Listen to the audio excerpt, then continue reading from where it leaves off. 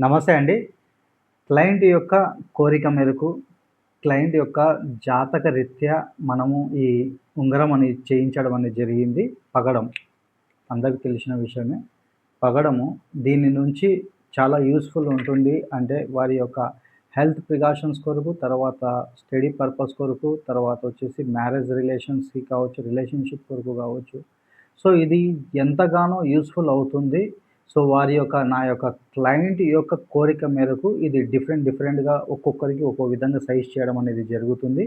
So, ఇక్కడ main thing మనం చూసుకోవాల్సింది మనం ఏ మెటల్ వాడుతున్నాము, ఏ ఫింగర్‌లు యూజ్ చేయాలి, ఎన్ని క్యారెట్స్ ఉండాలి. ఇది చాలా ఇంపార్టెంట్.